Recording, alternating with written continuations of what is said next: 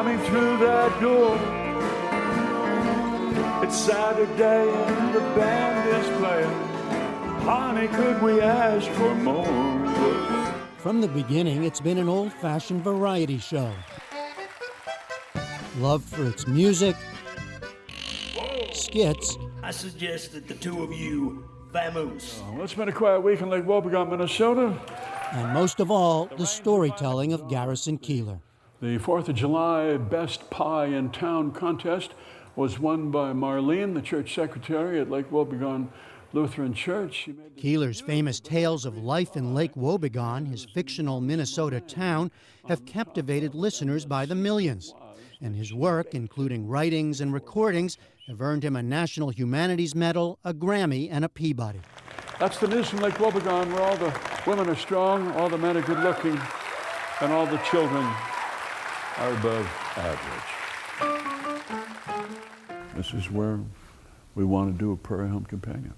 At St. Paul's Fitzgerald Theater, home base to A Prairie Home Companion since the late 70s, we talked of fact, fiction, and the enduring power of his creation. Have you ever stopped to think about why it worked so long, and why especially the medium of radio? I think there's a lot of power in listening to one person talking to you.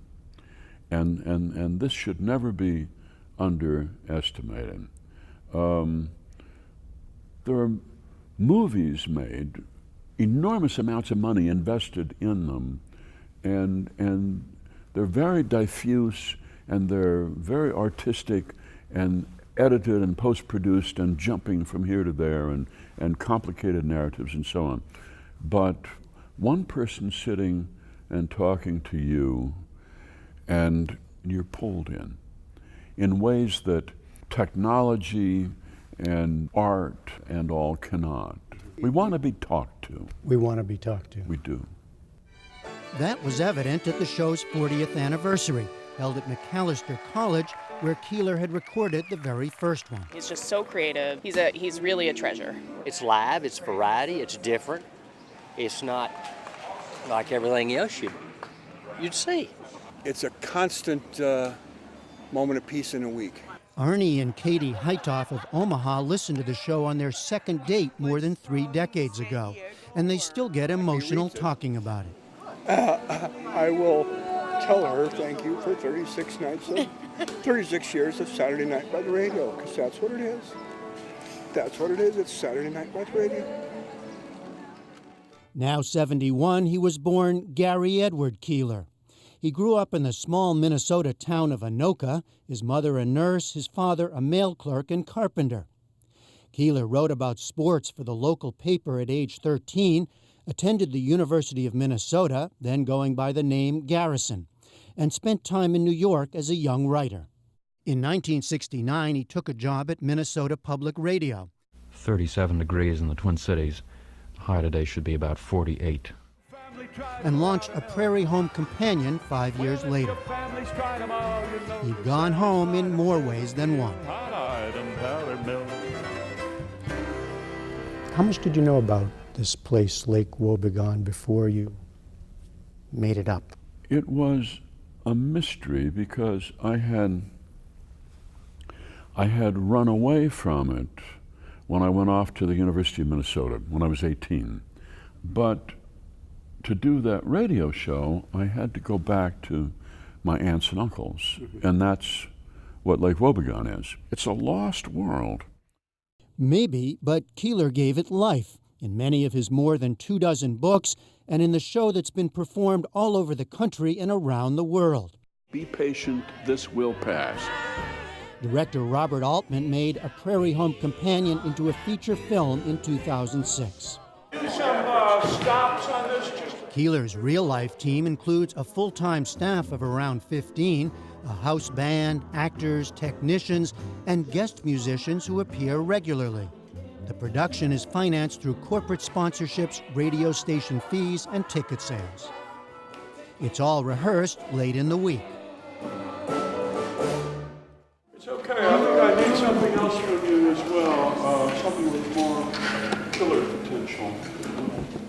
Killer potential. Yeah. Oh my goodness. He said killer potential. Hold on, I'm coming. Hold on, I'm coming. Hold on, I'm coming. A flat. A flat. Yeah. Said hold on. Hey, said I'm coming. Yeah. Hold on. Hey, said I'm coming. Hello? Oh, Dwayne, honey. In the live performance, there are regular characters, like the mom who calls to nag her son. You give up on things so fast. I mean, that's why you've never married, honey. Mom, please, let's you know not. that. And ads for fake sponsors, all brought to you by Keillor's fanciful imagination. No, the Deep Valley bed is the bed that replicates the uterus, which, as you may remember, was not hard. It was very warm. It kind of surrounded you. And so Keillor gets help writing parts of the show, but the news from Lake Wobegon, his weekly monologue, is all his. It was the 40th anniversary of the world's largest pile of burlap bags in Lake Wobegon. So many people come from all over to see this thing. So many people who write into the website, worldslargestpile.org. You pick up real stories in the course of a week, and you find ways to work them in. You hear a story about a man who built himself a house around the corner from his mother's house so that he could stand in his kitchen window and he could see her in her kitchen window. That's a real story. Yeah. Now the rest is up to me.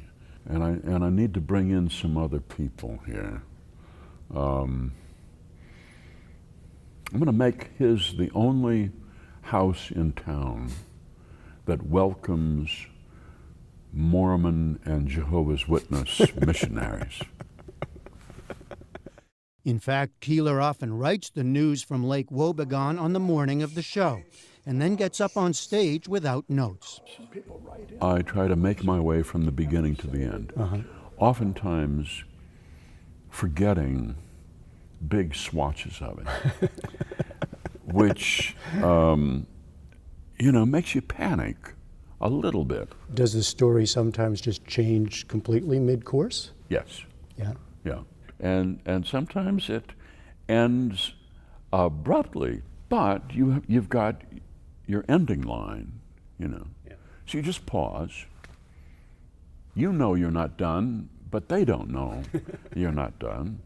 And you just pause and you say, and that's the news from Lake Wobegon, where all the women are strong and all the men are good looking and all the children are above average. Keillor's just released a new collection of his writings over the years, The Keillor Reader.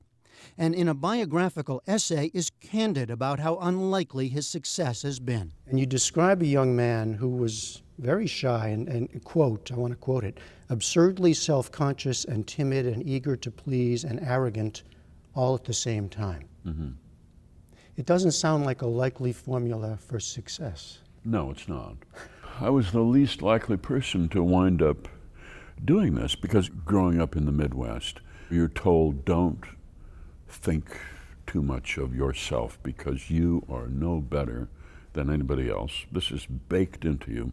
Did you have to develop this character, Garrison Keillor? I think more or less, but every adult does this. We redo ourselves, we rearrange ourselves, and I'm also trying to put aside